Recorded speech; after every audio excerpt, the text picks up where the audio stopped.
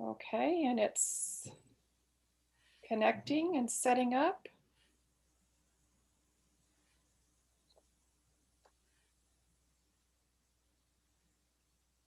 One moment.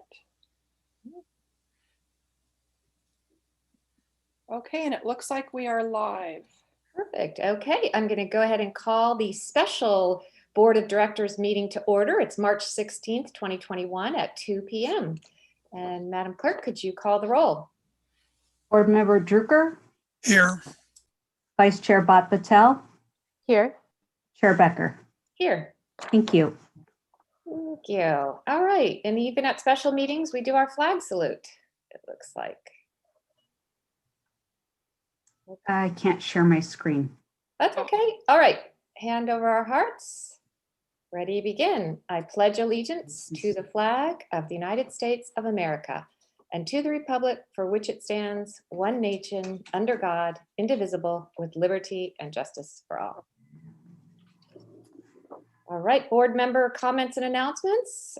I don't believe we have any, and I don't believe we have any public comment. Is that correct? We have no public comment. Okay, and I don't have any minutes to approve. Is that right? That's correct. Okay, we're on to new business, item number 1, and I'll hand that right over to our Madam CEO. Thank you, Chair Becker, and I will share my screen for purposes of a presentation related to the item before the board for consideration. And it paused when I moved to, it pauses when I move to presentation mode. So I'm going to Start it again. have to start it again. I apologize. That's okay. Okay. And is it advancing? Yes, it is. Okay, thank you. So the item before the board for consideration is a resolution that authorizes the interim chief executive officer to execute Eei Master and lockbox agreements related to Clean Energy Alliance's energy procurement. In addition to the Eei Master, there are also confirmation agreements for these transactions.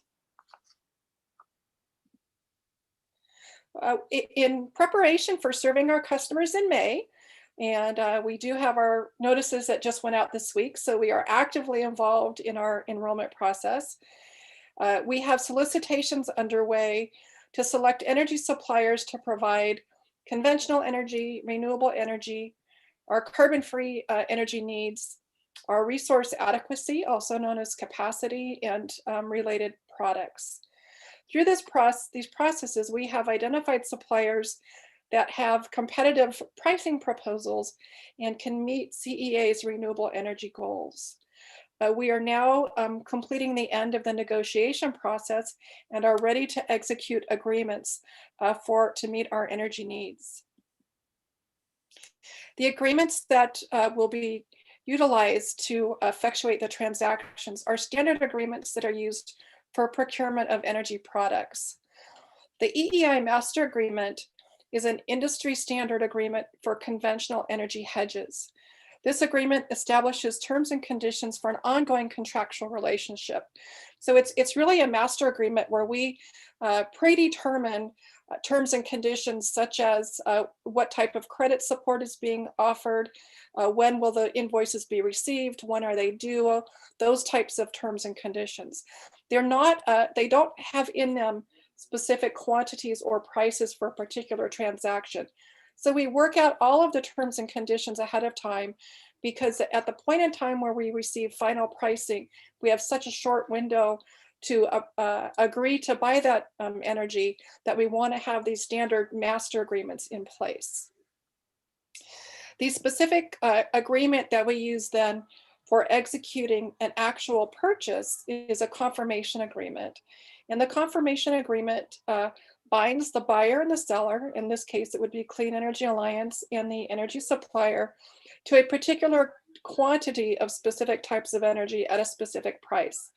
And these purchases are then governed by the terms and conditions that had already been established in the Eei Master Agreement.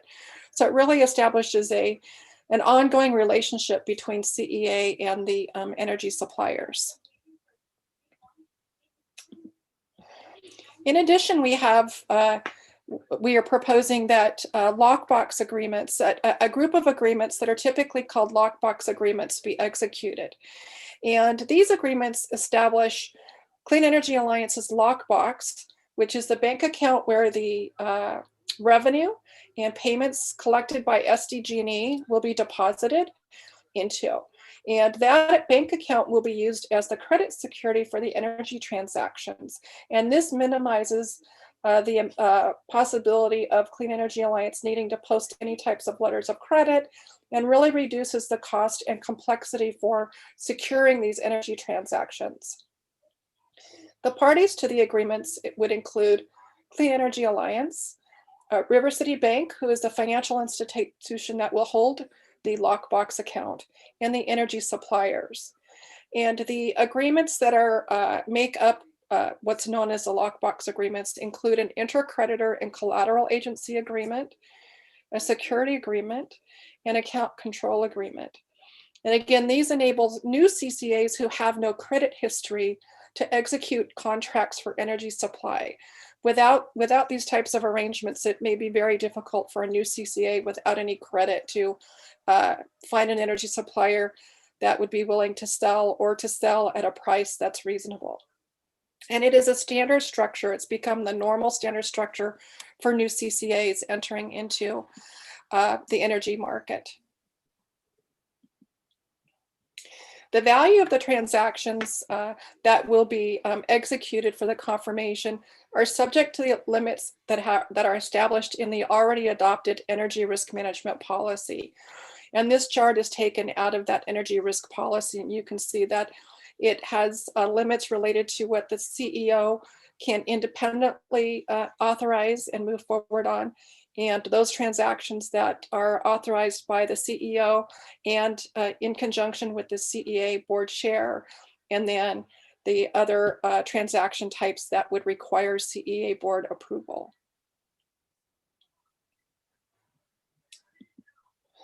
And that does conclude my presentation. The reason that we needed to bring this to the board as a special meeting is we have reached a point in the negotiation process where we're ready to get final pricing and to execute the contracts tomorrow. And so we didn't want to wait until next week because of the current market conditions. We think it's advantageous to execute those contracts this week. And that does conclude my presentation, and I'm happy to answer any other questions.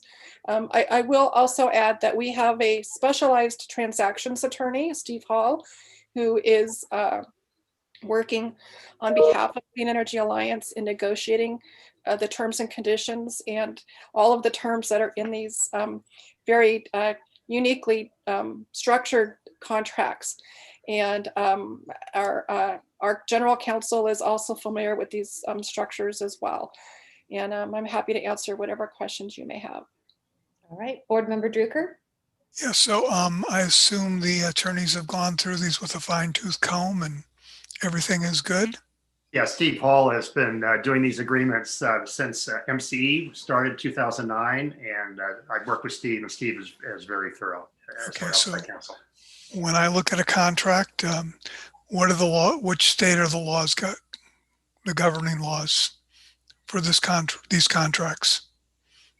They should be California. I have not seen the actual agreements myself, but and I'll confirm that. But I'm certain they'll be California law. I would hope so. Yes. We don't want to have to travel anywhere else if we have problems. We do not. We always would assist upon that. I'm certain they are. It is California law. Thank you. Question. Thank you. All right. And seeing I have, alternate board member Warden. Yes, thank you. And let me check with Greg. Is it okay for me to ask a question as the alternate? Well, you would really be just acting as, at this point, like a member of the public. You could ask a question.